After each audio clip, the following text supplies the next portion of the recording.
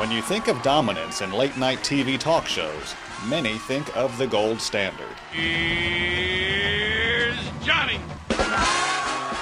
And many experts agree there is a long list of pop culture icons who sat in the late-night chairs. Looking back at Johnny Carson and then Letterman and Leno, I think NBC and CBS have been pretty successful in transitioning over the years. But we are at another major turning point in television history.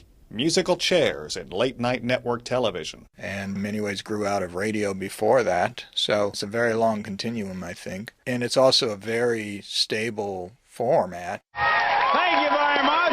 Welcome to The Tonight Show. They're kind of rock stars. While network program genres have come and gone, the late-night slot has, most often, had seamless transitions when one host retires. It's The Late Show with David Letterman. I still see them as being timely, as being comedic, as being a relief for a lot of people late at night who stay up, they can't sleep, or they had a hard day and they want to have some relief from the real world troubles. Here's your host, Jimmy Fallon! While the hosts have changed over the years, the formula for success has not. This is a look at the changing of the guard, the effect of turnover in late-night network TV talk programs. In case you're just joining us, this is Tonight, and I can't think of too much to tell you about it, except I want to give you the bad news first. This program is going to go on forever. And so it seemed when Steve Allen signed on with NBC and its Tonight Show in 1954. This theater, I think it sleeps about 800 people. By 1957, Allen gave way to a new, soon-to-be very popular host. And starring Jack Parr. I thought General Eisenhower was walking in behind me there. And then there was Johnny Carson, who hosted The Tonight Show from 1962 to 1992. And this morning, I really got in the Christmas spirit. I saw a small group of Malibu children faxing Santa their Christmas list from their car phones. It was very touching. Carson's success meant other networks tried to compete. Many of those hosts were former Carson fill-ins, such as Joan Rivers, eventual Carson replacement Jay Leno, and David Letterman, who parlayed his success into his own long run at CBS. The director for the Center of Media Arts and Production at Tennessee State University, Joe Ritchie, says NBC and CBS have laid a strong foundation for the future. I think there's a following, and I think what they've done is they've made very good choices in their replacements, that these people are strong in their own right. They're bringing audiences to the table, as was the case of Letterman as well as Leno. Nashville is a huge late-night market, according to Doreen Wade, the general manager at WSMV Television, the Music City's NBC affiliate. Wade says NBC has had a rich history with its late-night host, even for a short time when the network moved Leno to primetime and inserted Conan O'Brien as Tonight Show host. And honestly, I've not really seen them take a misstep in any of their late-night programming. We've had a lot of fun being here these last 7 months, but like everything in life, the fun has to come to an end a decade too early. And I think... Eventually, Leno came back to Tonight and later retired. O'Brien moved on to TBS. And Jimmy Fallon most recently took over The Tonight Show. Welcome to The Tonight Show. Of course, I wouldn't be here tonight if it weren't for the previous Tonight Show hosts, so I want to say thank you to Steve Allen, Jack Parr, Johnny Carson, Jay Leno, Conan O'Brien, and Jay Leno. Very, very nice. Amazing. A former local NBC executive, Alan Griggs, was the longtime news director at WSMV. Griggs reflects on how Johnny Carson set the stage for all to follow. Even as I grew up in the Eastern time zone, I remember a lot of people staying up 11:30 and beyond to watch him. That's how funny he was. I don't think there'll be another Johnny Carson, nor really should there be. He was just very comfortable to watch at night.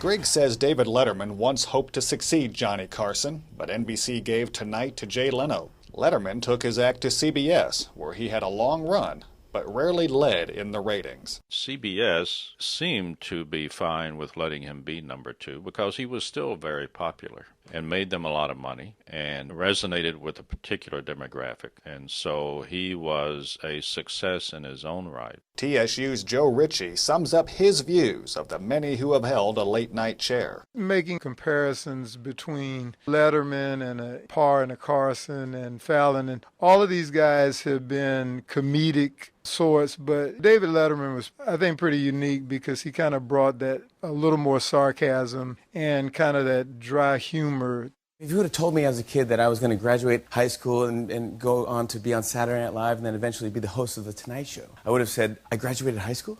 That is so... Alan Griggs, now the chair of the Department of Journalism and Communication at Lipscomb University, says NBC hit a home run with Jimmy Fallon. He is different from Carson, from the traditional mold. He's different from Letterman. He's much, much more hip and much more in tune with the younger demographics, and he's a very talented guy. I see him being a success for a long time to come. Late-night TV has found itself quickly evolving into something new. In an article, author Nick Bowman says the old guard is bowing out in favor of the next generation. WSMV's Doreen Wade says the ratings have not dipped with Jimmy Fallon taking over The Tonight Show. Except if you look at the different demographics, Jimmy is still reaching the older demographics. But in our business, the key demographics are 18 to 49 and 25 to 54, and he's doing really, really well. Social media has changed the landscape of television.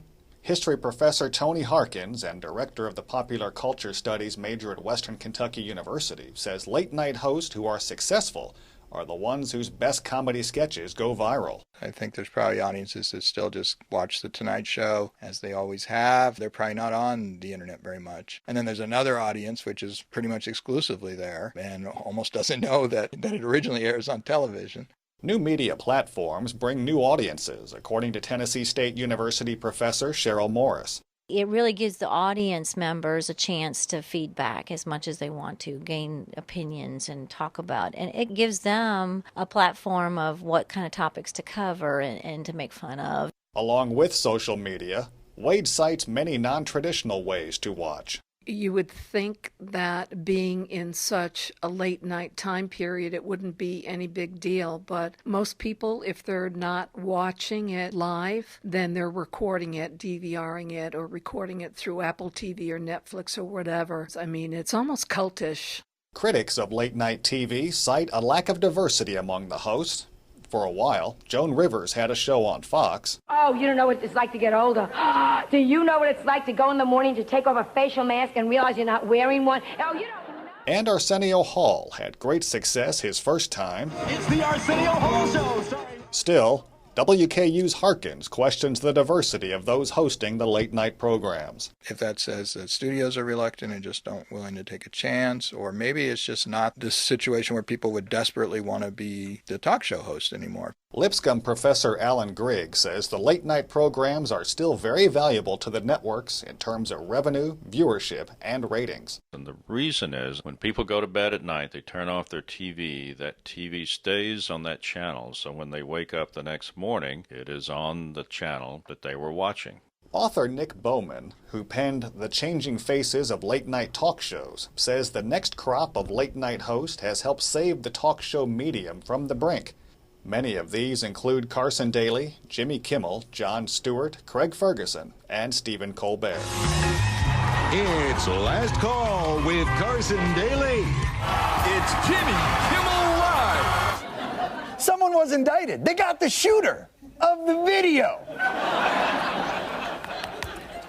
Let that be a lesson to you kids out there. Photographing crime does not pay. It's Mel Gibson Day. Celebrity, he screws up his life, he goes on TV, he says he's sorry, I poke fun at him. This is my job! But of course, the iPhone 6 wasn't the big surprise. Many people predicted 6 would come after 5.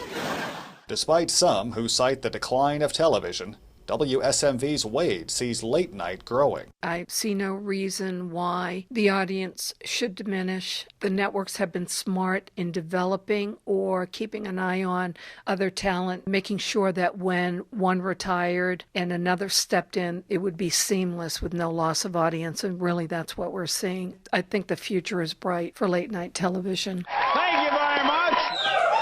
You just want to get this over with so you can get back to the mall, don't you? Thank you so much, everyone. I'm Terry Likes. You're listening to Tennessee Matters on the Tennessee Radio Network.